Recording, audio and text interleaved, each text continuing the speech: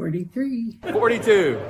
41. 40. 39. Number 1. 39. 38. 37. 36. 35. 34. 33. 32. 31. 30. 29. 28. 27. 26.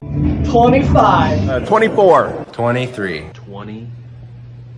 21. 20. 19. 18. 17. 16. 15. 14.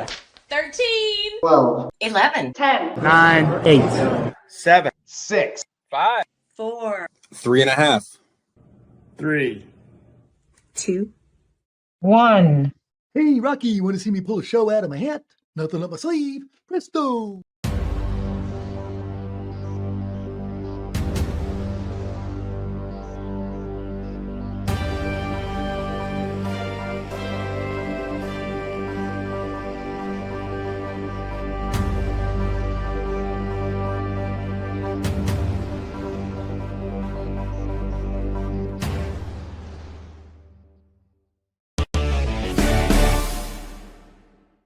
And good evening and welcome to the Mouthwash Talk Show, a minty fresh take on politics. And man, we could sure use a fresh take on some politics. It is, politics are getting ugly. I mean, it's just, I guess they've been ugly. They're getting uglier. So, hey, we got a great guest tonight. We got John Rustin. See, I got my chicken background going just for him there. And this weekend, I was invited down to this concert at John's house. I got a little clip here. I'm going to play this little clip when we bring John on. We're going to talk about it for a second, about all that he's got going on. Because he's not just been sitting down there counting eggs. No, he's and some people might call him eccentric. You see what eccentric, and anybody that would save this many organs from being in the landfill, that I don't know if that's eccentric or not, but I think it's really, really cool. So I got invited this year. I got invited last year, but I didn't know to be there at 11 o'clock. So I missed it. I came in at like 2-3 o'clock. I missed everything, but John still was very kind host, showed me around everything. And I learned a lot about organs, and pretty much his whole house is a giant organ. It's so cool. I do have this clip that I'm going to play. And if you watch the preview Sunday, I played it then too, but I'm going to play it again for you. Before we bring John on, we're going to talk about all the stuff he's got going on. His company, Rose Acres, they supply about, I hope I'm right on this, 6% of all the eggs in the country. That's a lot of eggs. I even learned this weekend that they've got a producing plant or a barn or chicken barn out in Hawaii. I said, hey, I'll go out and check that one out for you. If you need somebody to go, I'll go. But very interesting, always kind, always answers the phone. He has been in politics. I think he's just chilling right now, but hey, maybe he'll have an announcement tonight he's going to do. So I'm going to play this little 20-second clip of this is Donnie Rankin. I mean, this guy was amazing. I mean, he played, just the stories and the different things he told, and he played all this by memory. And there's like organs and pianos, and he just went around to each one. He played one organ that John had to make the bellows go, and he's up there playing. That was from the 1800s.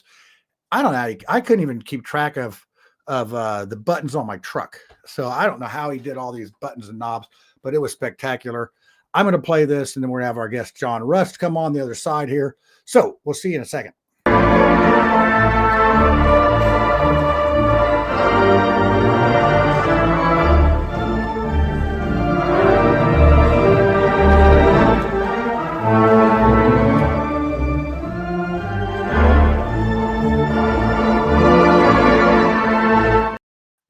And there you go. That's just a short little clip of it. Mr. Rust, how are you doing this evening? I'm doing fantastic. How are you doing? Oh, yeah, just good. Had a little tough day at the office today. That we had issues with the van, and I had to Uber guys home from the job. It just was one of those days. You know how it goes. It's sort of like finding out you got the bird flu. Actually, mine was minor compared to that. Well, you don't want that mess. So, yeah, it's everybody thinks it's all fun and games. And we're making all this money, and we're just killing it out there. We make money sometimes.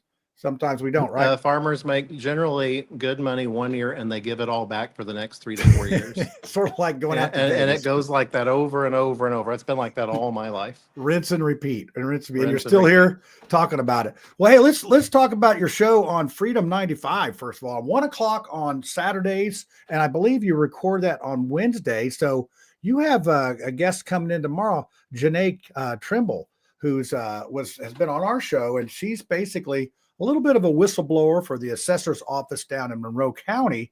And I think she's a pistol. I think you're going to have a great interview with her. Well, I want to talk about property taxes and specifically how they are assessed. Yeah, and she's seen how she's seen how the chickens lay the eggs, so to speak, on that. And we have. It seems like we've had a lot of government accountability. And I know we're going to talk about some of these subjects of the toll roads and the government spending and all this other stuff coming up with the panel.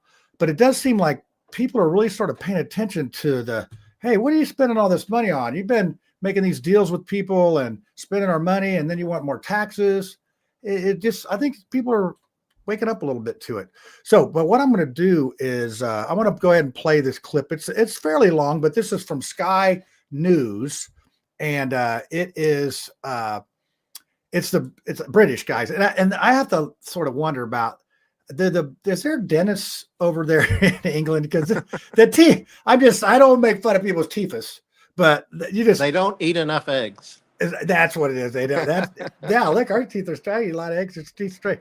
So I'm going to play this. It's sort of funny. We're talking about the sombrero memes and some of the stuff going on here. So it's just sort of interesting. So let me see if I can pull it up here, and I'll get.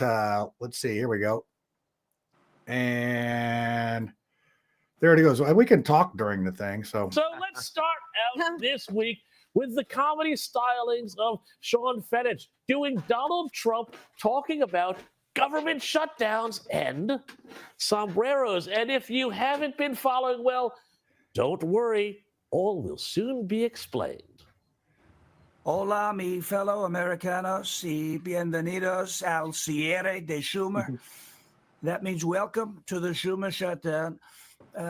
We call it the Schumer siesta, right? It's the Schumer siesta. He put the government on siesta, crying Chuck, and El Hakimo Jefe Jeffries. We used to call him Dollar Store Obama till we realized he's worth far less than $1. But they put the government on siesta to give illegal aliens your health care. We're not going to let it happen. I looked at both of them. I said, we're not going to let it happen. It's no bueno. I said, it's no bueno. They begged me. They said, but senor, por favor, please give illegal aliens the health care. I said, we're not going to do it. We're never going to do it. It's not going to happen. And they're also very upset about our big, beautiful sombreros. You look at them. These are the greatest sombreros the world has ever seen. Yes, the president retweeted that himself, and if all stems from another shutdown of the U.S. government provoked by Democrat Senator Chuck Schumer and House Minority Leader Hakeem Jeffries, who decided it would be a great idea to go to the wall over the issue of, yes, I couldn't believe this either, giving free taxpayer-funded health care to illegal migrants. It just never fails to amaze me how the Democrats manage to pick such winning popular issues all the time. But as negotiations came to an impasse last week, the Trump social media team fired up, posting this AI-generated video of Chuck Schumer and Hakeem Jeffries, which was a little bizarre, but, well, who cares? No way to exactly. Who cares, Nobody right? likes Democrats anymore. We have no voters left because of Just all let him that do what he trans wants. bullshit. Not even black people want to vote for us anymore. Even Latinos hate us. So we need new voters. And if we give all these illegal aliens free health care, we might be able to get them on our side so they can vote for us. And not surprisingly, Democrats who have shown such a great sense of humor, well, they make the words German Comedy Festival sound like a barrel of laughs. They, of course, cried racism. Here was CNN. But the flip side of that is that the racism, the sort of privilege that comes with mocking an entire group of people, right? Putting a sombrero on somebody, which traditionally has sometimes been used as a stereotype for Latinos. If you do that, it also reveals the privilege that you are sort of sitting in as you do that. And Hakeem Jeffries himself had a big old whinge about the meme being racist, and he went on TV to talk about it. But guess what? The Trump team did. This one is It's a not. disgusting video, and we're going to continue to make clear bigotry will get you nowhere. We are fighting to protect the health care of the American people in the face of an unprecedented Republican assault. Too funny, but when it comes to racism and bigotry, well, I don't know. I kind of feel like maybe Hakeem Jeffries ought to look closer to home, because in the 1990s, he famously defended his own racist and anti-Semitic uncle, City College professor Leonard Jeffries, as well as Nation of Islam leader Louis Farrakhan. No bueno, as Trump might say. Anyway, while the controversy played out with the Trump meme team, J.D. Vance had this to say: "Come to the bargaining table, Democrats, and the sombrero memes will be no mas."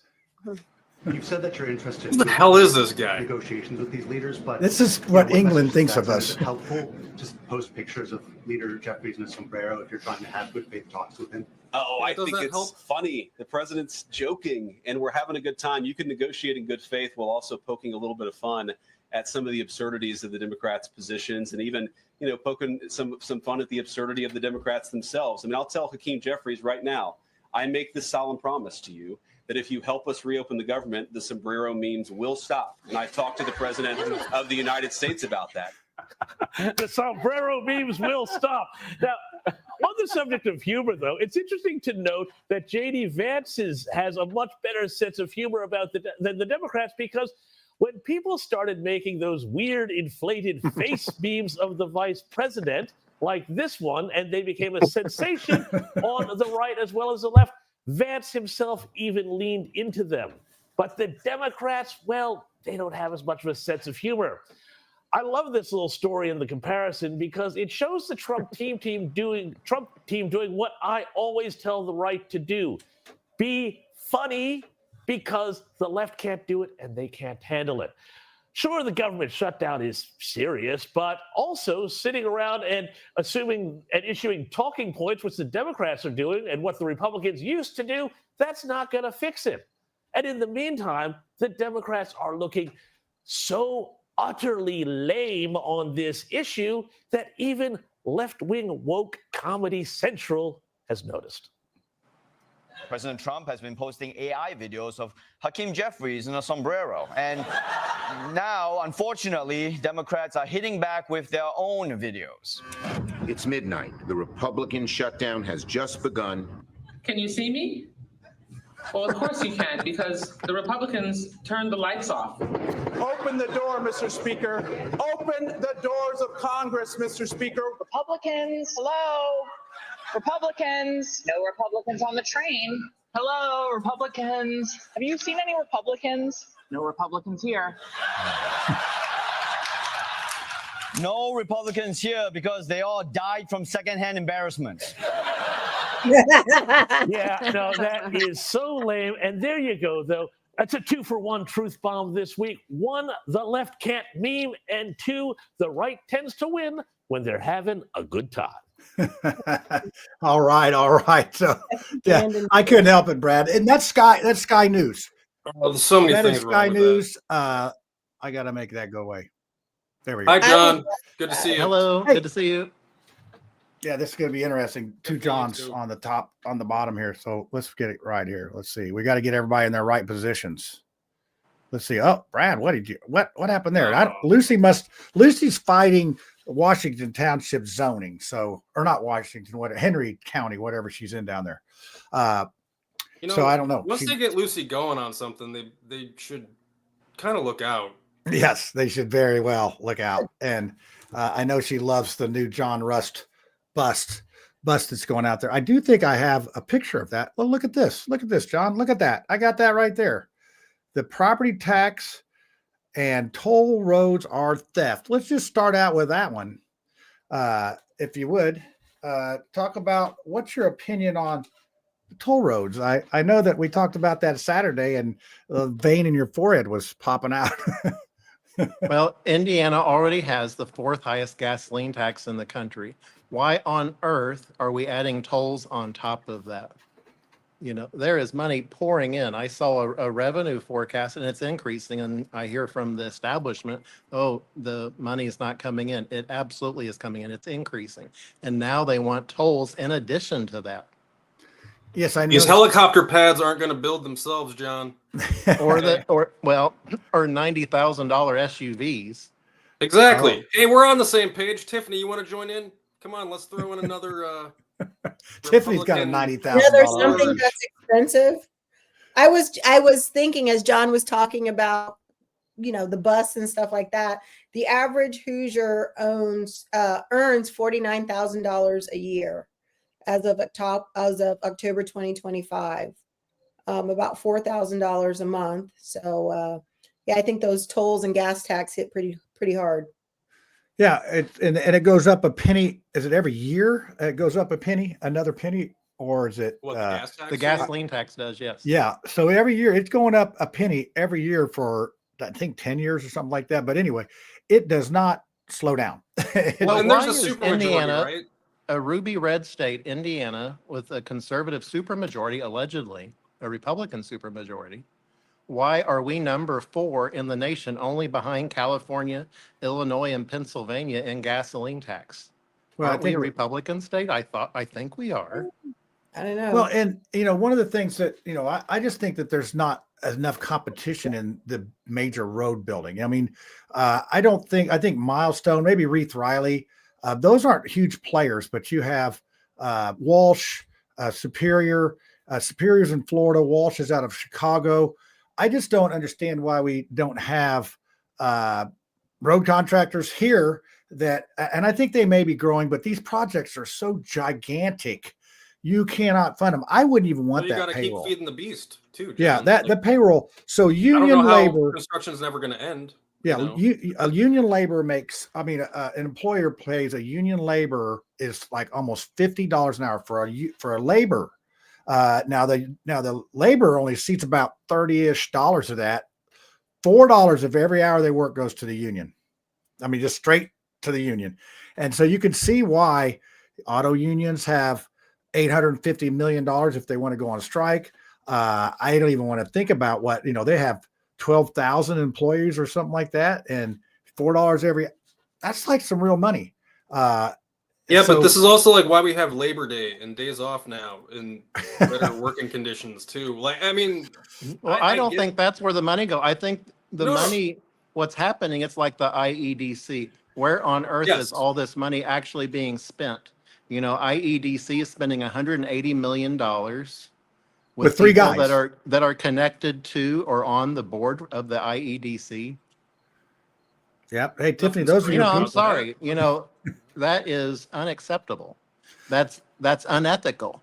That does not pass the smell test. Okay, I got a question for everybody here. So they do this audit, and I think did it come down from the governor's office? Who started the audit? That's my first question.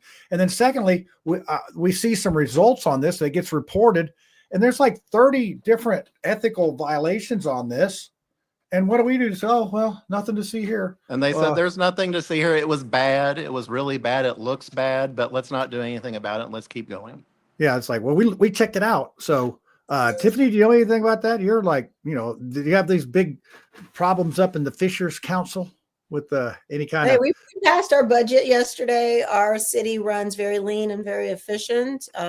Other cities in our county are doing some cutbacks and things are uncomfortable, but our mayor runs a pretty tight ship. As it pertains to IEDC, I think it's unfortunate that there are no consequences. And when there are no consequences, behavior can just like, oh, well, we just spent $180 million. I don't know. I mean, and I'm sure those contracts there was some, it wasn't all just giving them $180 million. There was probably some services traded for that, but were they inflated, overpaid, whatever? We don't know. Well, so what's upsetting to me is how the establishment GOP is just shoving this under the rug. If they want to save the Republican Party in Indiana going forward, they should just take the medicine now and get it over with. Let's clean house now. In my opinion, end the IEDC today, period. Yeah, just because of the defund it, refund the money to taxpayers, what is left. It is not government's job to be picking winners and losers. What I specifically did not like in the IEDC, where you saw one company was trying to locate here or do business in Indiana, and they got drove out of state because they were competing against someone that was on the board of the IEDC. That is absolutely uncalled for. That is not what the Indiana Economic Development Corporation should be doing. Yeah, if we don't have competition, that's a problem. And you know, that's basically what utilities do in Indiana or anywhere. They're supposed to be protected from this because they're not supposed to be gouging consumers, and they're supposed to be charging fair rates and all that. Yeah, I know. Yeah. I see. I mean, but that's what they're supposed to do. You know, are we going to talk about BlackRock buying AES? Yeah, that's going to be a catastrophe, I think. You know, it's like, why do we? I'll tell you what. You know, if let's say I was on the board of the IURC, and BlackRock came in, I would say, okay, BlackRock, we'll let you buy them, but you're going to cut your rates 20%. Do you think BlackRock would still want to buy them? And guess what? We're not going to give you a rate increase. Not the 4 years that I'm here or whatever. We're not going to give you a rate increase. And we're going to advise the next group not to give you a rate increase either. Do you still want to buy it? Because we got consumers out here that aren't eating because they got to pay their light bill. And you know, I think they just got a 28% increase on something, and they're trying to get something to go with the nuclear reactors, the small nuclear reactor things. It's like, well, we want you to pay for all this system development. Well, nuclear power sounds nice, but there was an article in the Indianapolis Star. I got to find that and post that somewhere. My mom cut it out, and it's in a scrapbook. It's called "Nuclear Power Lays an Egg." This was in the 1980s. Do you remember Marble Hill, the nuclear power plant going in down in Madison? Yep. You remember it had all these cost overruns, and so they finally pulled the plug, and ratepayers, specifically our chicken farm, had to pay a much higher rate of electricity because that nuclear power plant failed, and the ratepayers were the ones that had to pay it, not the shareholders. Yeah, that's how it works. That seems like that should be built in. Like, you know, maybe there had to have been somebody else that had that happen before you, though, but that's just terrible. That's bad business. When I hear nuclear, I don't think that's just the magic wand, wonderful answer, because I remember all these, and what happened was they built this concrete cooling tower, and I believe the concrete was substandard. Was that right? Yeah, that's right. There was just a lot of construction problems, and so it was just a mess from day one. And it boils down to accountability, though. Like when we were talking about construction and everything else, it's like we just want somebody to be accountable, like, and not in maybe not in a litigious way, but like here is what happened. Yeah. But I think going back to John's point about like cleaning house, Republicans cleaning house, I think that, you know, when you have a supermajority, when we're all making the rules, you do have to, you know, look in the mirror, and it needs to pass the sniff test, because if we don't clean our own house and hold ourselves accountable, somebody else will. And so, you know, we've got Bo Bai running for Secretary of State. And if he can get in there, he's going to weasel his way in, and we'll have more Democrats in our statewide elected positions, and we'll start to see that blue wave come through. And I do agree that with the supermajority, we do have to have a little bit more accountability for our actions. Yeah, and we just can't coast, and it's called complacency. You know, everybody gave us these raises. And we have so much time now to fix it before the elections next year, so that Bo Bai would be an afterthought. You know, no one would remember. A year is an eternity in politics. We can get this over with now, take the medicine now, fix things now, and then go forward. But we're already like looking ahead too far. We're not even like living in now, and just, you know, there's a lot of that, I think. Especially when it comes to like Indianapolis and how violent it is. It isn't. It's a fine city. It is very interesting. You know, you bring up that point, and I know Tiffany wanted to talk about the Mark Sanchez thing, so I guess we'll talk about that. I was like, sorry, I like talking about things that are important. Elder abuse is horrible. I think it's a hate crime. Oh my gosh, it's horrible. Yeah. Well, you know, in the way that things started, I remember hearing it. I think I was down. It was Saturday at John's concert. I heard it, and the first thing I think a lot of people, first thing they thought was, "Oh, Mark Sanchez got stabbed by one of our downtown, crazy people," and then it turns out it was. That is not the adjective I not- thought you were going to use. Well, I try to step a little bit to the side there, but this. Now, I just want to say, I love our viewers. I love our viewers. They're so on the top. Now, Brad, you're probably going to laugh at this, but this is real time TV right here. Check this out. You can do that to me too. It's okay. I encourage freedom of speech. Okay, well, we'll see. So, yeah, thank you. That was. I think it's more of just the fact that it's all coming out of the White House. Like it's coming out of the office of the President of the United States of America. And, it's just a bit odd. There's a lot of weirdness, and it's just getting weirder. So can I talk about the government shutdown? Or are we talking about Mark Sanchez? I'm confused. I'm talking about. Yeah, I'm talking about the sombrero memes and just. Oh, right. Well, the government shutdown. There's one thing I would like to talk about on this. They're all talking about, you have to have 60 votes. No, you don't. You need 51. 51 votes could do away with the filibuster at any time, and we would not have a government shutdown today. Yeah, but then I am not a person that supports the filibuster. I think the filibuster only supports the status quo. I don't believe in the status quo when we have $37 trillion deficits. We need to pass a budget that actually lowers the national debt rather than keeps increasing it. So I'm going to put up the national debt clock here if I can find it. There, where is it? There it is. Let's see. Okay, that's that one.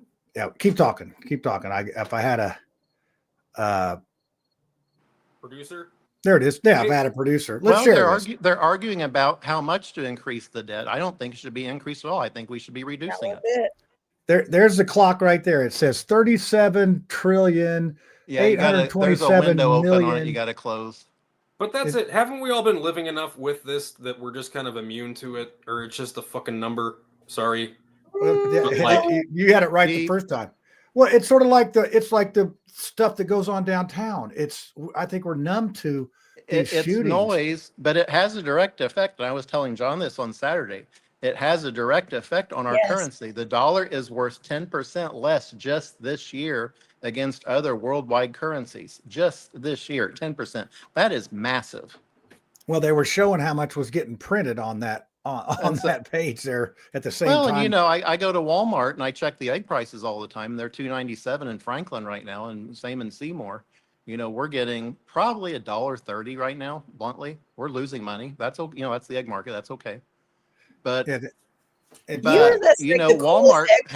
You're the coolest egg farmer. Just dropping knowledge. I love that. We're losing money. We're just losing money. Bird flu's coming back. We're losing money. That's any farmer. There's grain farmers, pig farmers, cattle farmers. But I love how you're not stressed and your skin looks fabulous. He's it's all that good organ. It's all the eggs. Yeah. Well, I need to eat more eggs. You could get. I think John said he had 2,400 egg recipes. Is that correct? 2,400, or is it quite that many? Yeah, you were going to do a show where you were going to cook it. Tiffany, we got to do an egg show in Indy. We got to find like Rich TV or someone like that. Hey, that could be to do. We need to do a morning Easter talk show, and I'll do an omelets, and you do all the talking. I'll talk about skincare. Yeah, we'll do the Lincoln Day dinner. We'll call it the Excellent Adventure. I'll do omelets at that one. That'd be fun. Excellent Adventure. Yeah, that could be a Netflix. Oh wait, we canceled Netflix today because we just don't watch it, not because of any other reason. Back on point, we're talking about the deficit, $37 trillion. You go to Walmart, and I was preparing for the party the other day, and I was going out and buying soda, pop and all that stuff, and it was like, $200 for next to nothing in the shopping cart.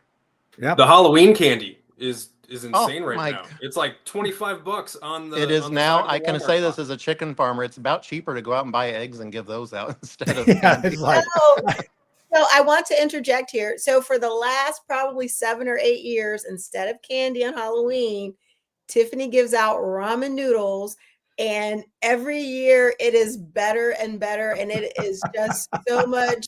I save money on Halloween giving out That's ramen. awesome. I knew I this love one. that idea. I knew this one old dude that they ran out of candy and he gave out scoops of ice cream. He would like put this. Oh, that'd I'm be like, awesome. dude, that's like. Like in Wait, your hand? like not in a No, cooler it like or a scoop. bowl, He they would like just have gave the it ice to cream them there. in He their scooped hand? it and scooped it in their bag, and the kids would do. It's like, yeah, Horrible. And this year for Halloween, you know how when you go to different conferences and things, they give you all those like giveaways and takeaways and stuff. I got a Tiffany, bag. we of don't live your luxurious life. I got a sometimes. bag. I want you to Kids know are going to this. get Band-Aids and notebooks and pens and all kinds of little takeaway stuff, Post-it tabs. They're either going to love me or they're going to egg my house. Well, probably won't. See that, John, that's why you can't just be handing out eggs, though. Like, you're just, like even with good intentions, like, you know. So did Well, you ever eggs go? used to be very popular at Halloween for egging people's houses, and they got too expensive, Too right? expensive. Yeah, nobody's expensive. Man, toilet papering anybody's house either. It's But too they're expensive. cheap enough now. You can do that, but I'm not going to say that. Oh, Never but mind. people get so like catty though. You know, they're like, "Oh, you chipped my paint. You have to, you know, and now it doesn't match." It's like, yeah, I tell you, egg. It was when an gets egg. Dry, eggs tough to get off of there. rub so- harder. Yeah, egg. Don't. Yeah, please don't do that. So, yeah, that We do not Halloween condone. thing- We should put that in the bottom, by the way. We do have- do not condone throwing eggs. Absolutely not. yeah, it's Make true. an No omelet. vandalism, and no knifing people unless the pepper spray doesn't work. I'm right. So yeah, like that was the second line of defense for Mark Sanchez. Yeah. How tall is he? Like, how big is he? He's like a big dude. He's He's an a NFL football quarterback. player.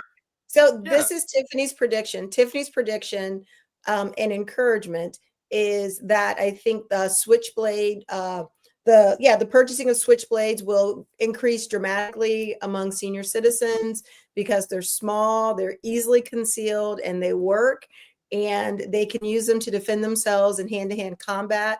I will not be surprised if people around the world start buying switchblades. I know they're illegal some places, but what a great way. That man is so very lucky that he had two ways to defend himself. So I think that's a really good thing. And in addition to having a really great lawyer, he should really be getting some like endorsement deals. I think the switchblade is one, the neck brace. Oh my God, Tiffany. I think there are some really You great really didn't opportunities say that. for him to really have some merchandise coming out of this. It's America. It's all about the money. It sure is. It's Capitalism. It just was a freaky that is story. capitalism. I just want to know how stuff gets escalated to that point of stuff. So Tiffany will tell you how things get escalated to that point. And this is the best defense for Mark Sanchez. You can thank me tomorrow, CTE. CTE, what's that? Tiffany, you're on fire tonight with the madness coming in. So this is what I think is that what will come out. One, he'll probably go, I think he will probably go to the lab to address some of his issues, but they should lay some foundation that he sustained a number of hits and concussions while he was playing professional football. This is very erratic behavior for him. And they think that these are some early signs of CTE, and they're probably very conclusive with other people who had similar injuries and who acted out violently. And I would use that as part of his defense. Oh, this would be a good time for me to plug my fraternity brother, Dan Chamberlain. He is attorney here locally that does brain injury law. And so I'm just saying, he's even got the lawyer glasses and everything. I told him when I saw him, I hadn't seen him in a few years. I saw him the other couple Saturdays ago, and he's like, "What are you up to?" And he's like, "Well, I've been doing this brain injury stuff." Yeah. So maybe he'll be called in for that, and we'll get a front row seat of it. Who are you laughing at there, Spiro? I'm laughing at Spiro. Yeah, he's the one that did the meme. Thanks, Spiro, for putting the meme on me. I feel like one of the crowd. In the 5 years on the Jets. Yeah, he was. Now, Tommy, that's funny, but it's not funny. Okay. But yeah, no, like look at Anthony Richardson for the win. You know, he was in there at the end, catching his own pass, and you know, I went to the making game. an effort. It's good. So we were at the game. We had some sweet tickets. We were in the end zone. I was behind the Colts, the field goal. That was amazing. That's the most amazing way to watch an NFL game. Oh my God! So were you on the Indianapolis end or the Colts end? Oh, you had to be on the Indianapolis end because there's it changes. We Well, were yeah, I right was- there where they come out at the beginning of the game. It was absolutely amazing. It was a wonderful Well, entertainment. Caitlin Clark was up in there too. So we were sitting down like row 8 in the corner of the thing, which are good seats. You can see a lot of stuff until they get to the other end. Then it's a little tricky. Hey, you But guys anyway, want some hard news yes. Yes. on the eggs? There is a farm in Wisconsin that just got hit 3 million birds and another, I believe, 600,000. So there's 3.6 million birds in Wisconsin. And unfortunately, the Trump administration has changed their tune on whether farms can vaccinate or not, and they are ordering all those chickens killed. So if you remember, it was a big to-do all over Twitter and everywhere that farmers were being ordered to kill their chickens, because that it is the case. You know, my family's farm here in Cortland near me, you know, a couple miles down the road, we had to kill 3 million chickens at government orders. You know, we would Well, then we're rather talking be about how able long to it takes vaccinate against that. And the Trump administration initially said they would allow us to vaccinate. That all changed. Huh. Now Well, they're that's back what- I to remember we we talked are about that. now So farmers didn't we are just do being this ordered in to the kill spring? chickens again. Didn't you just do this in the spring? It was just announced in the spring, but it's changed. The So Trump I have a question. administration is ordering the chicken farms in Wisconsin to kill their chickens, every one of them. So I have a question. When you have to kill all your chickens, where do you get new chickens? How does this? We does this just, happen? John saw it, there's a concrete building just a few hundred feet. Hatches 250,000 chickens a chicks day. every day. That's Oh, crazy, wow. Next to isn't me. it? Yeah. Well, I mean, when So you're we talking hatch about our Can you own. play with them? Can you play with them? Sure. in my And belly. they are adorable. I Yeah. should bring a tray of them here sometime and have one. we call Yes, them please peeps. do. Bring some I want to peeps play in. with chickens. Oh my gosh, So, I'm there. so this I'm there is with Yeah, I'm chickens. thinking of like tongs, like barbecue tongs, just to. So, but on this bird flu, there is a vaccine against bird flu. China vaccinates against it. Mexico vaccinates against it. France vaccinates against it. None of those countries are experiencing bird flu like we are. They're just simply not getting it. well, you know, Listen, the you're not- Mexico's not getting it. So So John, we're Picking up the wrong importing freaking Mexican vaccines eggs in this today place. into the United States John, from why do you vaccinated think flocks. our country would not be as proactive as other countries about vaccinating against Well, this what's situation? happened is the meat producing chickens, the broiler producers, have got a hold of the Trump administration and said we can't sell meat chicken into China if we vaccinate here. China has a regulation that they will not take meat chicken from the United States into China if any birds in the United States are vaccinated against bird flu, even though China vaccinates their own birds themselves against bird flu. I smell tariff. I'm confused, but okay. Yeah, So they it, won't it, take it our makes no I think sense that's the whatsoever, but you know, it's someone's getting money somewhere. Yeah, Yeah, follow so- the and money I- and you can figure it Well, out. and realistically, I'll just lay it out.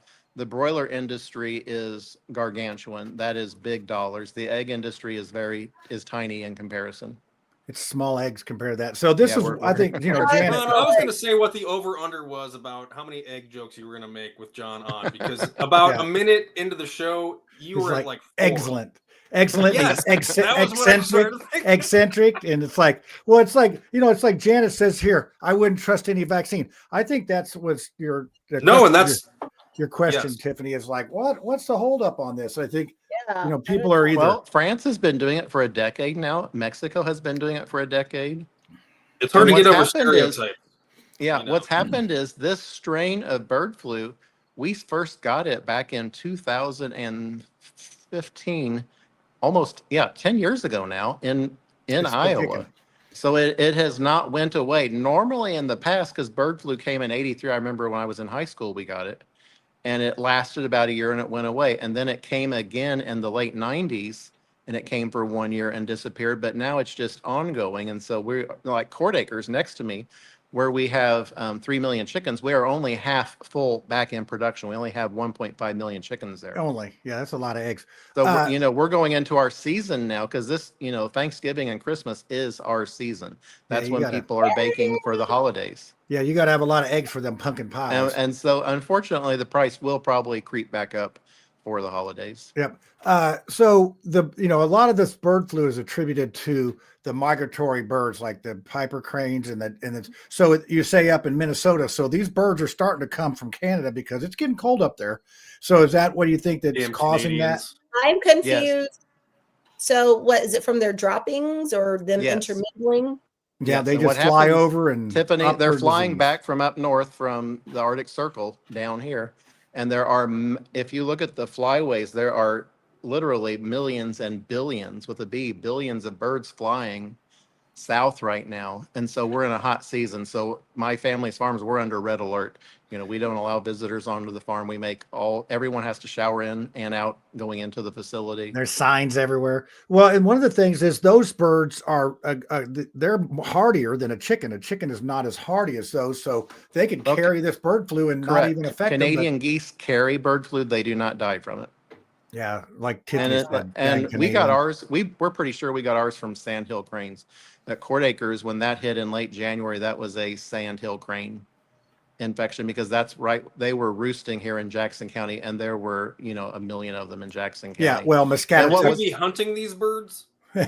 You you go ahead, Brad. I'll get you a gun. But we're Americans with guns. We can really do what we want. Can we Oh, be just golly. hunting random birds to stop the bird Not without a hunting license.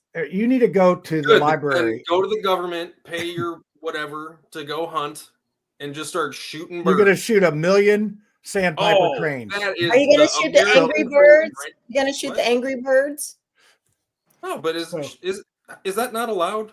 Like, Well, what we No, do, you can't- I don't this think you can will tell be interesting to y'all. If you go down to our farms, you'll see there's a laser light show at night on top of the feed mill at the center part of the farm. There's a laser or this laser light going around the farm to scare the birds away, and it's actually pretty effective. So we do everything we need that can to to put on keep Brad. birds away from the farm. There's probably like a weird chicken every once in a while that goes in and starts dancing. Just You Any can't scare put that on tape. To, Well, to so the YMCA, right? you talk about Yeah. the birds and stuff. So we do Wednesday night worlds around the airport. It's two laps, 10.5 miles. Try to do it under an hour. Fun times. But when they got the birds out there, they have this loud banging. It sounds like a big cannon thing going off. That's what Yes. scares the birds away. But it's like every once in a while we'll be driving off and boom. It's like, Yeah, we Maybe do that you as should well. do that too. Okay, great. That's good. yeah. Wow. So, God. but But it sounds like I can't come play with baby chicks. Not well, you right can't now. if you put your little suit on and sanitize like you're getting the baby. go to Ruth the out, Museum of it's Science and okay. Industry, Tiffany. They always have a little hatchery. Really? I mean, Where's but the- it might be affected in Chicago. So John, you have Isa Browns, which that's the one there at the top. It looks sort of like that one, and then Yes. Leghorns, the whiteys. Correct. There. So I'm really Those two prepared for this breeds show. exclusively. Now the Isa Browns, they make a little brown bigger. chickens make brown eggs. Actually, it's the ear. You can have a white feathered chicken with brown ears, and it will lay brown eggs. Huh. So you learn. We're learning on this show. It's just unbelievable how much we learn. It's good, and you really need Like to see chickens this. have ears. Yes. Yeah, they got ears. They got Where the really hell good are they? eyes too. They have You amazing. never had fried chicken ears? Oh my I God, prefer Tiffany, the that was- wings and the leg. I don't even know where to go with that one. That was good. So they have really, really good eyes. And I think you can hypnotize a chicken if you do something to them. Is that, John, have you done that before?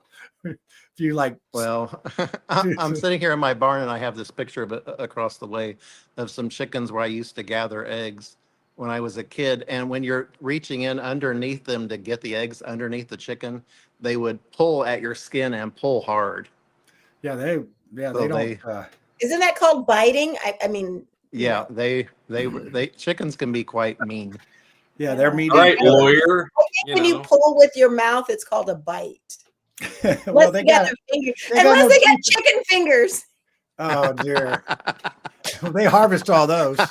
So like elephant ears.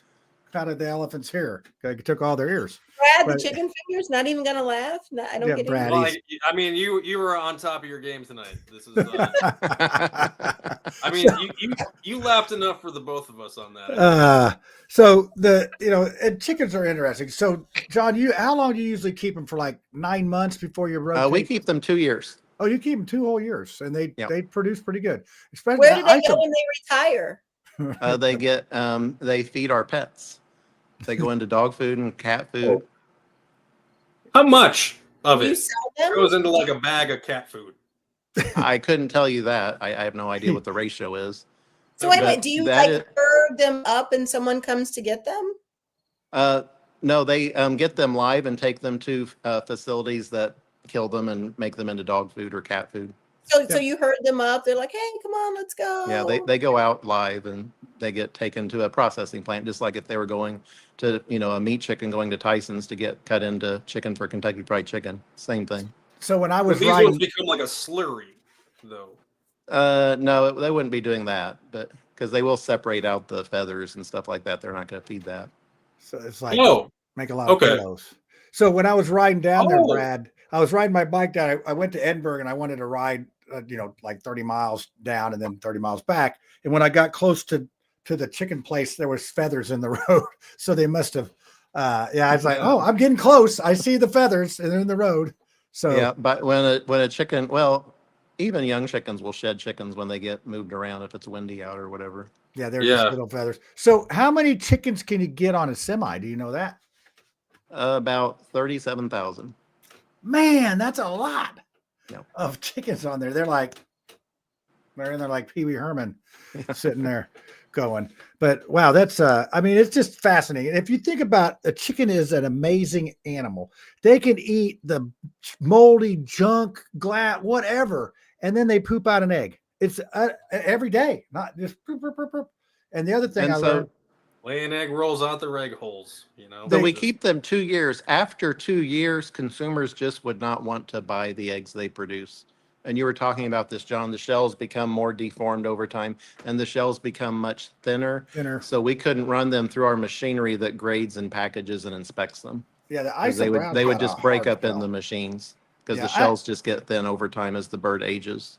Yeah, I had leghorns once, and they were like skittish, and I know that we talked about this before. They're like a very, yeah, that's a polite term. They're extremely wild and flighty.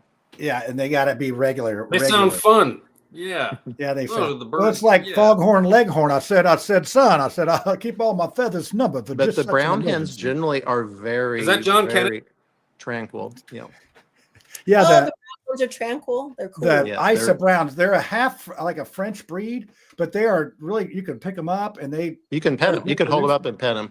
A Yeah, white they- bird, you can do that, but you're going to get flapped a little bit. Yeah, they're not. I want a pet chicken. That sounds So horrible. Spiro has a question. Why don't we have turkey eggs? Well, they're out there. They're just so big. Yeah, they're like ostrich eggs. Are they Are they delicious? delicious? I don't know. I've never had one. How I about prefer duck chicken. eggs? It's purely on the size. How about duck eggs? I don't know a lot of people that have the duck eggs. I can't do I'm it. gonna have to go out and They're buy, like, delicious. I different think they're eggs. good. I've heard It's that just they're also rich. duck eggs are larger again. Yeah, they're bigger deals. But like if you cooked a turkey egg, would it be like comparable to one egg? Could I put it in a cake? Can I It would be bake fine. with it? It would be Can fine we- if you do the math to get the right liquid ratio. It would be fine. But why people, didn't turkey eggs ever catch on? they're too big. People like smaller eggs because it's. For instance, if you're making omelets, here's a little. I always use 2 medium eggs. That But would gives that you be just comparable to one turkey egg? People It like might cheaper be. eggs. It's not. Yeah, it's like And the turkey. turkey egg would be a lot more expensive because the bird is much bigger. Even, a turkey is, 5 times the size of a chicken. Yep. So, okay, I'm going to shift the gears here. We got a question coming in here. We had a Twitter space Sunday night about the data centers and the IEDC. We talked about that. So, what do you think? I mean, how do you use AI or this new stuff? You make dumbass sombrero videos. Yeah, that's What right. else are you gonna do with it? Yeah, well, that's seriously. What I'm saying. That is like what? And no, not you, John. I'm talking about the president. Thanks, Brad. But no, seriously, John, do you? I mean, have you used the new technology in the chicken industry? Is it something that's just old school laying eggs? We're still very old school. Chickens are still laying eggs. We don't have any AI robots laying eggs yet. Maybe someday. Yeah, but how about chicken memes with sombreros on them? That's a good question, John. Do you see AI playing a role in the egg industry? Someday, and possibly for like some of the office issues, perhaps. It's like, well, yeah. You want to make it work for us. I would be reticent on that. One thing I don't like about that is if you're using, AI to do all, for instance, your accounts payable or receivables, and there's a bug that goes through and wipes everything out, you're screwed. Yeah. We still do things old school. We still have physical copies of everything. And we still, I just don't see AI realistically. Yeah, it might do some of that repetitive work in the future, but we still, at least at our farms, we still want real people looking over everything. Yeah, you could just have so like you have that, and also we're required to. We have to have a physical paper trail on every egg delivery in the United States. Now, do you have an FDA person there? I know when I used to take my cows. USDA person that's inspector on site all times. Yes. Or and that is at the choice of the supermarket we're selling eggs to. Some supermarkets require that and want that, and that's part of the price for it. And some supermarkets don't want it, and so it'll be just a teeny tiny bit less expensive. Yeah, I know that when we take the cows in, they have to have a USDA person there to look at it or whatever. Usually they're drinking coffee and just sitting back, but I guess they're there when something goes wrong. So, and what else? I mean, we talk about bird flu, but what other issues might a chicken farmer have? Well, the big issue, it's electricity. You all hit the nail on the head on what these data centers are doing to electricity prices in Indiana. We went up 9% in electricity prices last year. We went up 17% over last year's 9%. Electricity, I think that is the big coming issue. And we have to look at, go ahead. Have we considered more windmills? Would that help? Well, I think we have to consider building more coal-powered power plants. Yeah, I ride down to Martinsville, and I go by there's a coal-fired plant down there by the river, and it's about 3 miles outside of Martinsville. And I go by it, man, you could feel the ground rumbling when that thing's cooking, but there's nothing. There's just some steam coming out. There's not really any pollution. And then, of course, we have the power plant here on the south side of Indy. They built a new scrubber smokestack, and you don't really see much of anything coming out of that. So how clean is coal? I was looking at, and this is directly going to affect AES rates in Indianapolis. I was looking at their website, and they talk all about this clean energy. AES is right now going into Petersburg, which is a coal plant right now. They want to shut that down and convert it to natural gas, which fluctuates much more wildly in price than coal. I know natural gas may be cheap today, but it may not be tomorrow. All commodities fluctuate in price. Yeah. What's so funny about that? Sorry. Brad, are you vaping? Oh my God, you're like blowing smoke. Yeah, that was a coal-fired. It was like out of a coal plant. Yeah, that was what it looked like. That's coal. Yeah, oh my God, it's like you bent down and you came back and you shot smoke out your mouth. Are you a dragon? Yeah, I can blow it out my nose next time if you want. Like this. Well, so on what's that? So on AES in Petersburg, they're talking about shutting that coal-powered plant down or converting it to natural gas. And then they're talking about adding more solar farms to make up for it. Yeah, that is going to exponentially increase the cost of electricity for the city of Indianapolis, period. Well, they stopped the data center in Franklin Township, but as we have one here, Justin George, loyal fan of the Mouthwash show, they passed 2-1 at the BZA down in Martinsville, and my good friend Kenny Hale is the no vote. So a shout out to Well, Kenny Hale. Who was it in I'm the state starting to get- government? Sorry, John. Go ahead. I'm starting to get a whiff that this AI thing is nothing but a big bubble. Yeah, it's going to And be like I just fax wonder how machines. many of these AI centers are going to be here in a few years. And then we'll turn them into chicken farms. Well, what's happening is you chickens could see we- all these technology companies, they're just shuffling money between themselves. But what are they going to use it for then? Like, I mean, wouldn't- Well, to make memes, but do you really need that? I mean, is a meme something you really are required? Shouldn't we have land?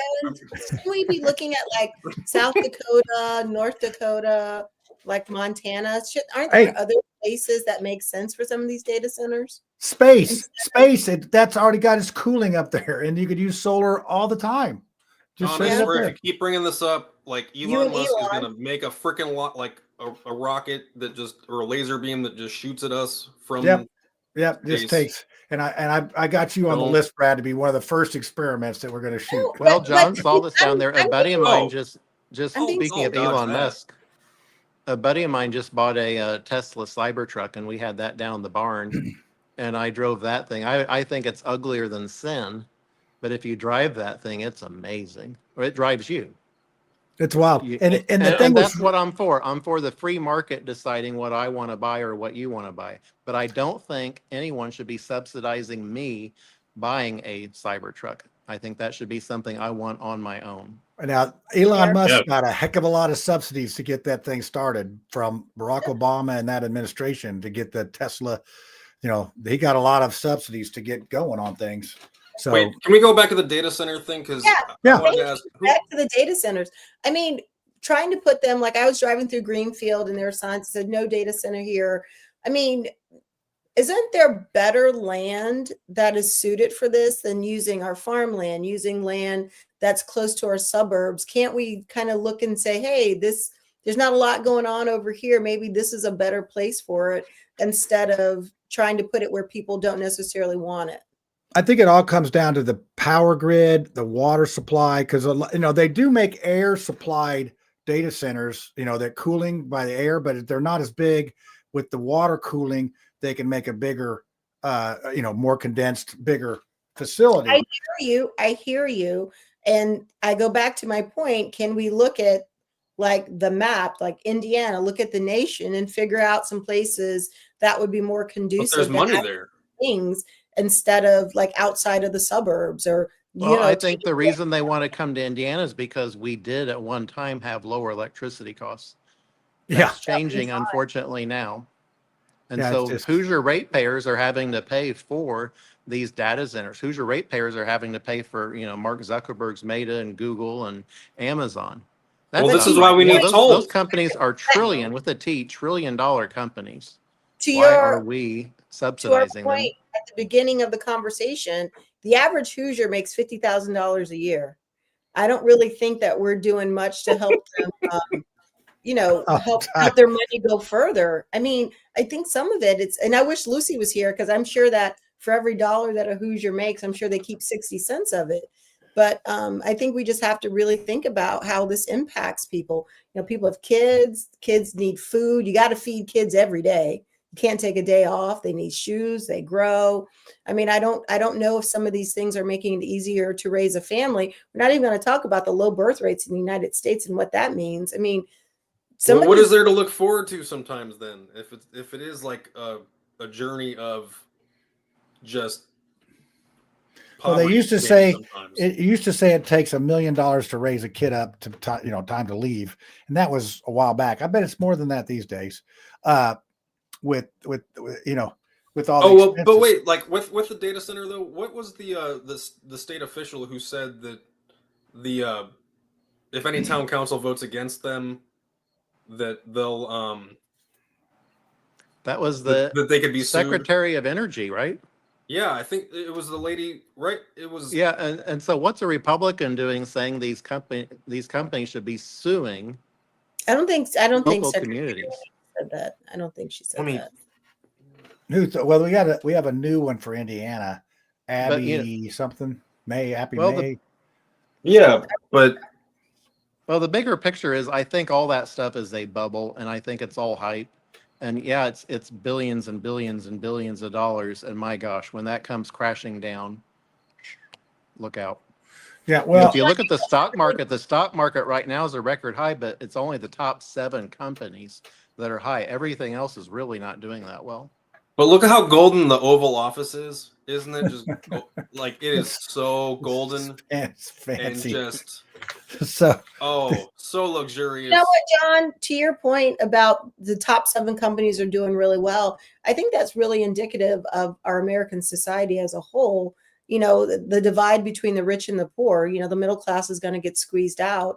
And, you know, as goes our stock market, so goes our country. It's just very representative. You know, I would be really afraid right now if, you know, like unskilled labor, you know, kids with some of these gig jobs, you know, no money for retirement. I mean, it's going to be a financially frightening place in probably about 10 to 15 retirement. Well, I I don't know think if we that's gonna have be to an option drive anymore. wages up. You know, I'll just be blunt. My family's farms, we have increased wages over 20% just in the last year. Yeah, to keep good Through keep bonus good and health. wage. We're up 20%. That's way more than inflation. But we Oh, don't yeah. want anyone to go elsewhere. We want the people that are working on our farms to stay there because, you know, we love them and they're doing their jobs and we want that to stay. Have you lost any people? Do you have any people with questionable immigration status? We e-verify everyone, so Okay, that's good. That means, I Yeah. mean, that's good that you're keeping your employees and they're well paid. yeah, we you know, I You think have our to. starting I wage is now $18 an hour. So that's, you know, and honestly, that's about what to live. Well, you got to that's have just at the least starting wage. You know, Yeah. our median's probably closer to 30.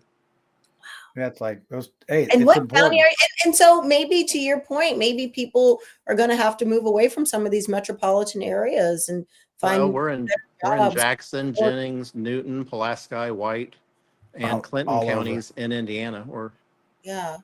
It's like You now, gotta how know many where the jobs are and where the quality farms do you have? we have 7 farms in Indiana. If I did the math right, 1, 2, 3, 4, 5, 6 farms in it. Well, 6 layer farms in Indiana. And then, so how many farms total? I mean, I know you got some 17 farms, 17 layer farms. That's a lot, and there's like a lot of chickens in each one of them, right?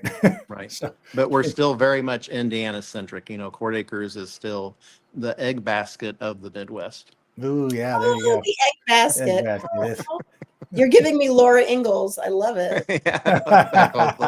You start the Little House on the Prairie music. So, all right, let's see. All I have left is Bo buy. That's all I have left on the sheet here. I don't know who suggested we talk about that, but I think that's maybe was it you or John? Maybe both of you. That It might have been me. Yeah. You know, running I for just have a Secretary of comment State. on this. You know, I find it interesting that all these carpetbaggers, when I come in Indiana, you know, he moved here, a few days ago? And he's Apparently. going to be running for Secretary of State. I've lived in Indiana all of my life, and they challenged me on my residency. And I've lived here all my a life. long time, right? I've lived You here grew all up my here. life. And No, in no, the same house for 40 years. No, and that's nuts. Like what they did, that is Yeah, not. Maybe you should run for Secretary of State, John. What? Oh. Yeah, well, let's we'll end the show on this. I know we talked about a little bit Saturday about what is in the future for John. I mean, you got a bus and you got, you know, you've put some inroads. Got a Well, radio my show. goal is to make Indiana a conservative state again and to bring sanity back to our Republican Party. Because I just do Ooh. not think tolls are conservative. I just don't believe that, not in any shape, way, or form. No way. So you're a MICA Republican. Make Indiana. I am a conservative Republican. Don't try to make that Indiana happen. conservative again. MICA. You know, I'm a Margaret Thatcher Republican. I believe in limited government. I don't believe government should be picking winners or losers. All right, we got a couple extra minutes here. Lucy's in the house, so I know she was super excited. So, did you get thrown out of your zoning meeting or something, Lucy? Mute. You're on mute. You're on mute, Lucy. You're on mute. You know, I could probably get a better job that pays more if I figured out how to unmute myself on this thing. Yeah, I bet you John would pay you $30 to watch chickens. That's for sure. You could. I love chickens. I got my chicken lady shirt on. Anyway, welcome, John. I am so happy to see you. I love your bus. That's really cool. Thank you. So I am on the Washington County Plan Commission, and tonight we're talking about subdivisions and surveyors, and then solar, and I think they might be regretting just a little bit putting me on, but they really needed me because I'm a libertarian, and there was like huge controversy over the number of Republicans versus number of Democrats that were on the Plan Commission, making the board actually illegal. And they had tried to get people other than me, but one guy literally came and quit within his first 5 minutes. First 5 minutes of his first meeting. So yeah, so I ended up on it. I was not on when he quit. I took his spot after he quit. So anyway, it is a laugh a minute in Washington County, just trying to stay free. And we were talking about the solar farms before you got on, and that's what you're having issue with down there is, but you know, as I was riding down to John's house, I rode by so many corn and bean fields. I mean, really, do we have a lot of farm ground? I mean, I think people get the wrong impression that, oh, we're running out of farm ground because we're putting these solar things on there or whatever. We're, you know, paving over the cornfields. There is terrible news on the farming front right now. China has not bought 1 bushel of soybeans since July. I thought we had some kind of deal with them for $6 billion. Nope. Oh, that was Taiwan. No, we're going to be importing 600,000 Chinese students apparently, but they're not buying American grain right now. Where are they buying I it believe from? in fair trade. We should absolutely be putting pressure on China to say, hey, if we're going to be bringing iPhones in made from China, why aren't you all buying, you know, Hoosier corn and soybeans? Yeah, that's John, where is China buying their stuff from now? Their soybeans. South America, Argentina, who we just bailed out. Thank you. Yeah, that was fun. Yeah. It's like, well, Because you know, I like sense? Javier Milei, but you and have we to shut down our live. government You have because to we can't live by afford what you say. something, right? You have to live by Got what it. you say. Yeah, well, Like, are we right now? The government Well, shut down. You know what is interesting? No, with the are we government living by shutdown? what we say anymore, or is it just like just like hamming and egging it? we're just Oh, hamming accepting and all egging of it. this chaos? Hey, Brad, you No, get a we're paycheck. in this fake world where we can keep printing money and, you know, the deficit keeps going up trillions and trillions of dollars every year. You know, every member of the Indiana Republican delegation and Jim Banks and Todd Young voted for increasing the debt ceiling by trillions of dollars. Is that Hey, John, conservative? Yes. I got a question for you. Have you read The Creature from Jekyll Island by G. Edward Griffin? No. Are you already aware of how the Federal Reserve was created? Yes. Okay, so you know the Federal Reserve is not federal, and there is no reserve. It's not federal, there's no reserve, and they literally create the money out of thin air and then lend Well, it we back to need us to at have, interest. we have to have a solid currency again. You know, this all started in 1972. Did you know that the minimum wage in 1972 was it's either $1.50 or $2, I think it was $1.50 an hour. If you adjust that on gold, this will blow you away. It's over $100 an hour today. So why don't we just do that? Wow. Like, can't we 'Cause just there's no be gold like, in Fort hey, Knox. Well, you know, We have our currency. We have a third world currency now, thanks to all these career politicians in Washington and on both parties. The The ones that we Democrats all have vote screwed in, us over. The establishment generations. Republicans there. You know, it's all for show, and the debt keeps going up. And we have a currency. You know, where you go to Walmart, like I said, and you buy a few items, and it's $40 for Right. like Yeah. 4 items. Pretty much. Yeah, I'm sitting here. I'm trying to Keep look. going, John. That was good. I'm looking at our debt clock here. Somewhere on this thing, it showed how much all the money we were printing. so to John, keep you up. obviously understand what I understand, which is Bretton Woods, which happened a month before I was born. And for people that don't understand, that's when Nixon basically admitted to the world that 35 rectangles from the United States were no longer worth an ounce of gold, which $35 an ounce was kind of the gold standard back then. But as our money became worth less because there was too much being printed, other countries understandably took their cash reserves of US currency and brought them to the US to exchange at what's known as the gold window so they could give their 35 rectangles and get back an ounce of gold and get the value out of it. And at some point, Nixon realized, we can't do this anymore because it's really not worth that. You know, it's going to take 50 or 100 rectangles in reality. So he shut the gold window, and that of course, made a lot of countries lose faith in their U.S. Well, the reserves. politicians, they found out that inflation, it works in the favor of the career politician, It because then sure does. all your taxes keep going up because your income's going up because inflation's going up, and it just builds and builds. And unfortunately, I don't know where we are at in that step, but it's a snowball. And when will the snowball be the size of Indianapolis? I mean, it's going to keep growing and growing and growing. Amen. Yeah. It Yeah. can't Just like, continue to keep growing. It can't, because it's like it goes back to the difference, the divide between the rich and the poor. Because if things continue to inflate, you've got people unskilled, no resources, not Well, working. and that's what cuts me, I mean, in my family's business, we have people, I have a guy working for my family right now. He has worked for my family over 50 years. Isn't that crazy? 50 years. And he came back because he thought he had saved enough money all his life, but he didn't. He went into retirement and he had to come back to work because the dollars he saved are just inflated every year. Yeah, exactly. And that's wrong. Yep. It Gold closed today at $4,000.22. $4,022. That's crazy. so it now takes 4,000 rectangles to buy the same amount of food and services as it used to take 35 rectangles. Yep, pretty much. I mean, it's a basic inflation thing. If you look at the war, the First World War, when Germany decided to take on the world, they really got into debt, and their inflation was so bad that it was like $24,000 to buy a loaf of bread and in the morning, and then it was like double that in the afternoon, and it was a mess. I mean, it took a wheelbarrow full of money to buy something, and because they've lost the war and got into this debt, and they printed all this money and it wasn't worth anything. Well, and so when will we reach that level? The debt, just 8 years ago was $170,000 per taxpayer. I think that's a figure people can get their eyes around or your head around. You can't really, $1 trillion, I don't know what that is, but I know that what 170,000 is. It's $325,000 per taxpayer today. Yeah. That's a house.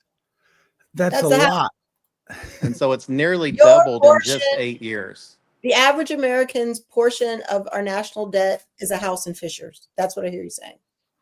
Basically. So yeah, that's what they've stolen from us. That's what they've stolen from us, is everybody should be able to have a house in Fishers, but you can't because your politicians would rather steal your money and spend it. Yeah, and just to think, to be a billionaire, and we have several billionaires, they said if you made $100,000 a week or something like that, it would take you like 17 lifetimes or something like that to be a billionaire. So that just gives you an idea of how much somebody can make and amass. And, basically that money, if you just if you buy certain stocks, if you bought IBM and you bought a lot of it, it's at a record high. Or if you bought gold at $35 and now it's at 4,000, I mean, it just takes money to make money. And I think that's where we're at. And then the people that I agree with Warren Buffett on gold, though. He never buys gold because you're just buying a rock. Can't eat it. He wants to buy something that, produces is producing something. I think that's hiring people that, so you're feeding a family somewhere. That's what you should be. I'm invested. I don't have an ounce of gold right now. So yeah, I don't either. Well, I might have I got a gold ring. No, I have a lot of stocks that aren't in those top 7. Yeah, I have stocks that are in 3D printing. People are always going to need eggs. You're golden. He's got a golden goose eggs. So for now, but you have to remember, Tiffany, back in the 80s, eggs were evil. Remember, the government said eggs were very bad for you because of cholesterol. Oh, they were high in cholesterol. Yeah, and so that was a hard time that we got through that. Now it's the reverse. Eggs are a wonder fruit, so you can eat all you want. Yep, the carnivore diet and all that stuff is good. My great grandmother lived to be 99 3/4, and she ate an egg every day.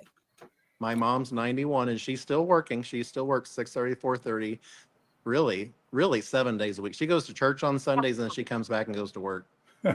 It keeps her going, but she has 2 eggs every morning. Is she on the high end of the pay scale? Is she making what, $40 an hour? I think she's probably on minimum wage. From 1930 when she started. Yeah. So, but Wow, it's and like I said, the chicken is such a interesting the whole thing, and then to make a life out of it. You were born into this, and you've done a lifetime of it. And I've been down to your place there, and I think you've done a spectacular job with saving the organs and being a Well, good the community organ is leader. how my family got in the egg business. Can I tell the story Yeah, real tell quick? us that story. I love that story. So my father started selling sweet corn on the Indianapolis Farmers Market in 1948 with the Luther League, which is the Lutheran men's organization at church, to raise money for a pipe organ. So over 2 summers, they made $4,800 in the late 1940s, which was a lot of money back then, to pay for that pipe organ. And so after that, Dad just kept going back the year after and the year after, selling more sweet corn for himself. And then he started selling eggs as well. So that's how I got into pipe organs. That organ that's in my house came from my family's church. That was the organ that Dad sold the sweet corn to pay for. Now, which one That's was so that? neat. 'Cause Yeah. you have that Compton. That wasn't it. Was it the one that you had to make It's the one bellows? upstairs above the American flag. Okay, yeah. So that's the one. That's like an 1800s organ, right? Is that? Well, no, that's a different organ. Okay, that's a different. Okay, so it's the other one. Yeah, it's like it's amazing. But I got interested in the hobby, and then people started calling me, like when I was running for the Senate, I was swamped, and Butler University got a hold of me, and they had an organ that they were going to send to the landfill if I didn't come and get it. So during the campaign, I grabbed a pullet truck and we went up there and moved a pipe organ out to save it from the landfill. That's a pretty. I think that's white oak. Is that white oak that one's made out of? Yes. Yeah, Oh, it's a fantastic organ. It's just very few people play them anymore. Yeah. So I do a once a year organ festival or whatever you want to call it at Oktoberfest, and everyone's always invited. It's next year, I believe, is Saturday, October 3rd. So Tiffany, I'll make sure you're invited. Thank you. And we'll have a nice time down there. And you said so this year the Donnie Rankin he played show tunes and music from movies and things. Right. And so next year I'll probably do more of a religious one. I think I'm going to try to get a hymn organist to come down. We're going to have like a hymn sing. It is spectacular. You must go see it. I can play myself, but it's pretty minimal. I can only do hymns. So I play 1 or 2 church services a year. You're no slouch. I've heard you play. I know you sell yourself short on that, but just the work that you do rescuing those organs, they're just beautiful, and they would not be here if you didn't save them. So I think that's noble, and it ain't cheap. I know it ain't cheap to do that and take care of them and just to keep them tuned up and going. I mean, all those little pipes. My goal is I'm trying to find young people that want to play them again and help out on that. It's hard. Like I said, I can't even turn the heat on in my car. I don't know how. Those buttons it's a growing thing in the United States. I just saw a thing on CBS News about this, where people are throwing so many pianos away now. Yeah, we had very much. Dude, we had somebody donate a Wurlitzer organ to it was like a 1974 too, and it was in good shape. I could not give that thing away. No, and these are wonderful pianos. I'd like to take them, but I'd have 5,000 pianos in a year. You can't. It's like stray cats. You'd be a cat lady in 10 minutes. Brad, you should have pianos at your library. Yeah. Yeah. He seems real excited about that. We'll send one up in a chicken truck. I forget sometimes. I'm like, oh yeah, I can just do that. Yeah, you know what's funny? If you put a piano out, sometimes people will just come and start playing it. And I know that most people that can play, if they see a piano, they'll sit down, play some tunes. So, well, maybe around the holidays too.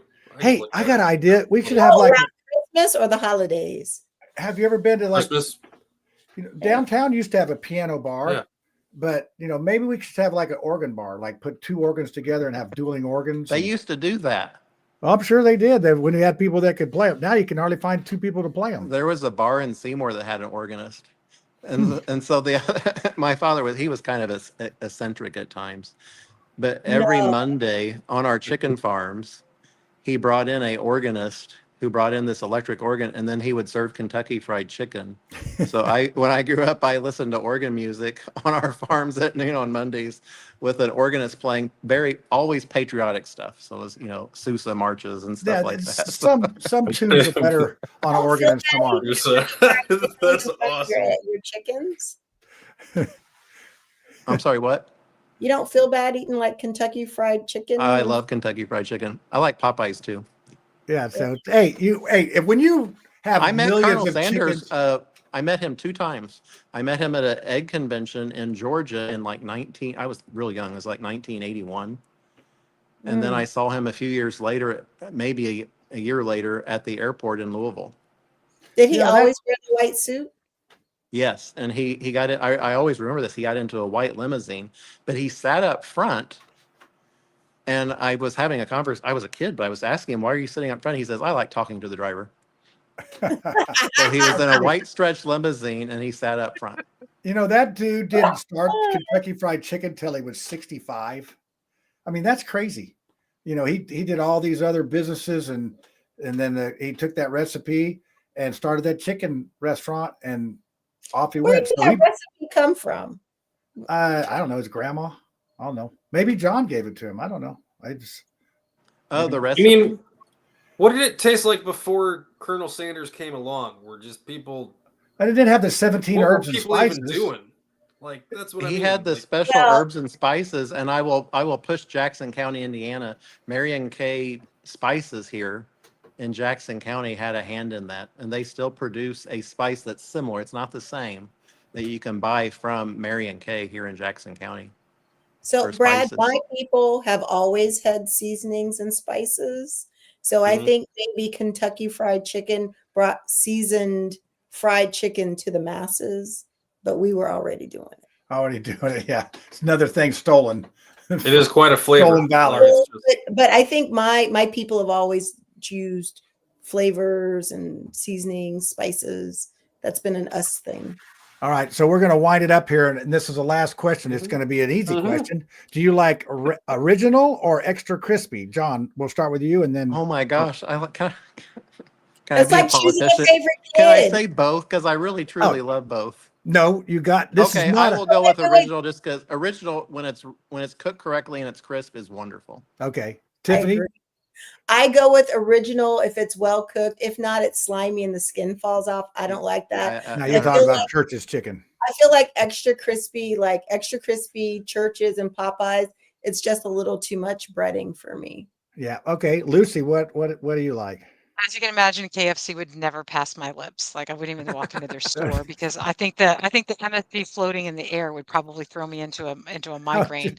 But when I cook my own, I typically make chicken tenders for the kids, double bread it so it's extra crispy, and the ones that I put aside for myself have extra cayenne pepper and smoked paprika and are as hot as I can get them.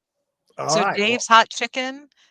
I think that would probably be the place I'd have to choose. All right, we got Lucy's special chicken. No bueno on the extra crispy. Brad, what do you look? Brad doesn't know. Oh, extra crispy. But it's, but again, it has to be cooked right. Like I think extra crispy means like well done. I like my chicken a bit like that. I can kind of like break apart, and it's just so nice. You like it dry? You like it dry? Not really dry, like no, because if you cook, you can cook the outside like that without, demolishing the inside. I guess. Okay. So yeah, yeah, it's a. Here, this is rich, Brad. Drew's saying you're fried. Oh, I believe Brad is fried. Yeah. Then at one point, Brad, your eyes were like this. so Dude, wait. By the way, I do have Oreos. I got the Halloween Oreos right now. With the orange in the middle. Yeah, because they were in front of me. You gotta love the munchies. So, I was at the grocery store. Spiro wants Magic 8 Ball time, but I don't know what question he wants to ask anybody. Oh, the Magic 8 Ball was right on the things that we talked about last week. Can't remember what they were, but I looked at them. Oh, and then also my census. Remember we were going to talk about that. The census. Oh yeah. I called. It was legit, and I started answering it. Oh my God. My head was going to explode because then I had to put down who else lives in my house. And I'm glad it was just Lisa, because then I had to answer questions for her too. They wanted to know everything from this to that and the other thing about, it was just, I don't know what good it was going to do them, but I guess they got answers. So I just hate how threatening it was. I know. I don't want to go. So John, last week I got this census thing and it said, by law, I had to respond to it. It's your response or required by U.S. law. I don't know what that means, that they were going to take my chicken eggs, or if I didn't answer it, or what. But so I made the pledge to get that done. And it was just a lot of questions of, how old I was, what I made, what I did this and did that, and what Lisa did if she retired. So Lisa's retired as of, what's today? The 7th?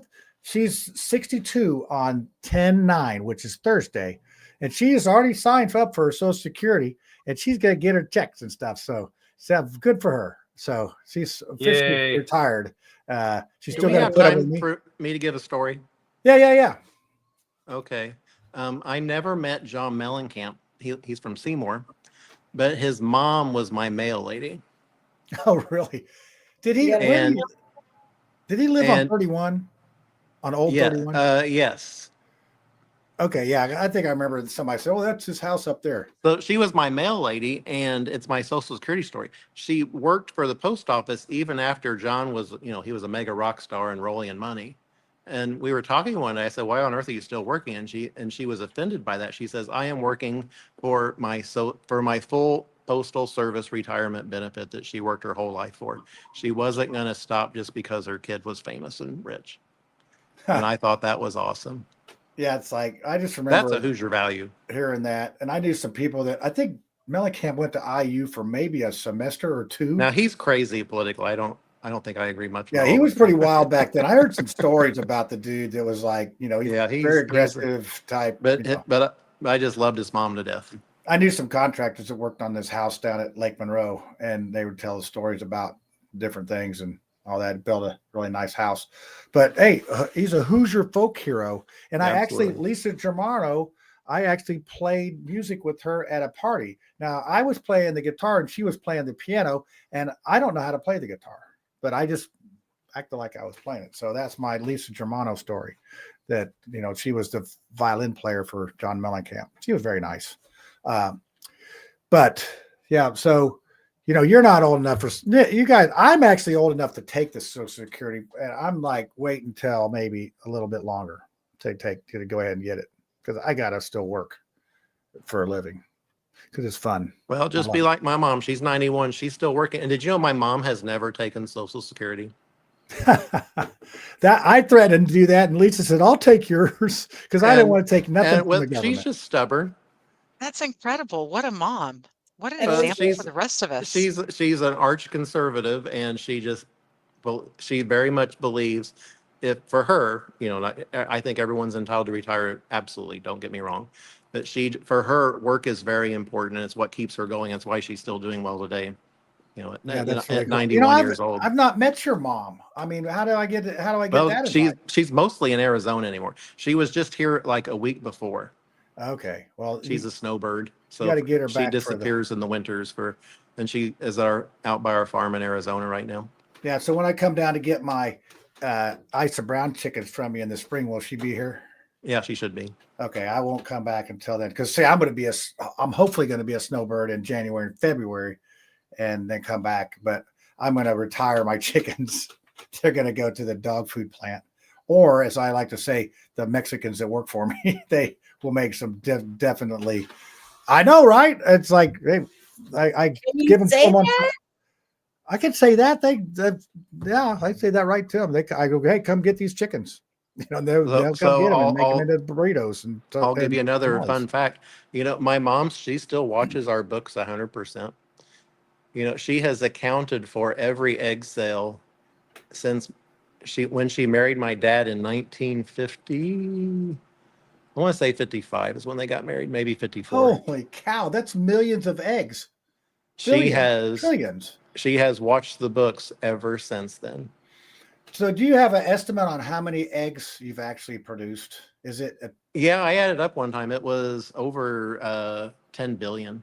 10 billion. And see, our national debt's 37 trillion. And you've been making eggs by the millions. And we're only at 8 billion. Yeah. It's like, and McDonald's has served how many billions now? Remember they used to have on the sign, we've served 40 million people. And now it's like, that's in a day probably with that. And the Egg McMuffins. So do you sell any eggs to them, to the McDonald's, or do they? have a contract with a farm that produces eggs exclusively for them. I imagine they do. And It's they've like done that for a long time. a So long we time. haven't sold eggs. I don't think we've ever sold them. I think they've always bought from their. Bought from them. And then you Their were telling me an contract farms. interesting fact that you figure 1 egg per person per day. Yes. So we need to make 300. So whatever the population is of the United States, that's what the egg production or egg number of chickens should be. So a little we bit need higher. 330 million chickens. Yeah. That's a lot of chickens. That's a lot of chicken scratches. So, all right. Well, Brad had to take his break because he drinks the Bud Light and then he has to go to the bat. That's like when our show goes this long. I'm surprised he made it this long, but the chicken conversation was just so captivating that he did that. And Lucy, we've run so long here. We're not doing conspiracy this week, unless John's got one. You got a conspiracy? I just wish chicken farmers would be allowed to vaccinate against avian influenza. Oh, that's a conspiracy fact right there. So who do we got to call?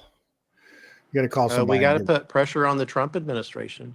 You know, like I said, he was all set to do it. We were all set to not have to kill chickens when avian and flu hit, and we were going to be able to vaccinate. What they were specifically going to allow was that farms that at least got hit with bird flu, would be able to vaccinate against it in the future, so that farm wouldn't come back positive. You know, for instance, our farm at Court Acres here, we're very worried. The one next to me that just got hit, we're worried it will hit positive again just from the bird flu being still in the chicken houses from when it was before. Right. And then plus we got a new flock of birds coming down. Does Mexico? And if we vaccinated against it, we wouldn't have a concern, but we have a huge concern now. Now, so far, they're doing fine. Does Mexico vaccinate? Yes, Mexico vaccinates, China, France. So what you need to do is you need to take a picture of your chicken and put sombreros on them. And that's free. That's free marketing. That's funny, Tiffany. I love that you keep going back to Thanks, Spiro. Tiffany Strategies and Solutions. That's all good. Put little sombreros on them and people will care. Yeah, it's like, well, it makes a good tamale. That's all I know. So, all right. Well, hey, John, you've been a great guest as usual. And thank you, John. Appreciated the weekend. It was Fantastic. awesome. And we'll catch up because I know you're not going to sit down there and just be a chicken farmer without, making some noise. So yeah, I'll be rustling up some feathers before long. We'll see. All right. We got to make Indiana conservative again. Micah. Not now. Micah? You want to call it Micah or Micah? Mecca. Make Indiana conservative. Stop it. You're going to kill Brad. Brad barely made it through that meme thing I played earlier. It just was too much, but I couldn't help it. And it was Britain. It was Sky News. They're not even American. That's what they're laughing at us about. But you know that there's like right wing people out like. No, there's Labor and the other one. Labor and the Conservative or whatever. They have the same. Do a whole show on like global, but we don't even want to touch global politics because oh my god, global politics. Yeah, we can barely keep up. You're not a globalist. There's an interesting thing. If you watch it, the Conservative Party in Britain is just dying. The Reform Party is totally taking over. Yeah, well, they got a lot of the same problems we have. A lot of immigration they can't. Well, it's conservative in name only. Oh, the they got Party. They got kinos. Right. We got rhinos. They need to be a party of Thatcher again. Yeah, she was. Margaret Thatcher is my hero. Iron. What they call her? Me Iron Lady. What kind of conservative I am a Margaret Thatcher conservative first. Okay. Can you say it with an accent? Oh, Margaret Thatcher then. I'm a Thatcher Republican. Yes, Thatcher. I'd say here. Yes, I would like to be in the parliament and arguing like they do. They get up and argue. And all that. So that's good. All right, kids. Well, we'll see you next week. I don't know who we have coming on, but it'll be somebody spectacular, just like John Rust. And remember to catch his show on Freedom 95 on Saturdays at 1 p.m. At 9:50 a.m. and 95.9 FM on your radio dial all across the fruited plain of central Indiana. And you were surprised that they picked you up for another year. Yes. I was like, they picked up a chicken farmer for another year. Yeah, they said, hey, that's good. So tune in, listen to it. I'm going to try to listen to it this Saturday. Okay. And it's on podcast. The shows drop into a podcast right afterwards. Okay. On all the platforms. Well, hey, look at you go. And we have Janae Trimble. You have her coming on talking about Yep. the assessors. So that'll be We're good. going to go into property tax. We're doing a deep dive on that. Yeah, well, hopefully we can get something resolved on all that at some point, because I'm tired of, and I know you pay a buttload of property tax because on your, I didn't want to end the show on a on a downer, but nobody does it better What than else you. is there, John? Yeah, What else is there? What is there? So it's all good. It's all good. All right. Taxation is theft. Taxation Thank stuff. you, Lucy. All right. Hey, stick around after the show, John. I usually forget to tell people I that gotta run. sometimes they go, and then that. Okay. See you later.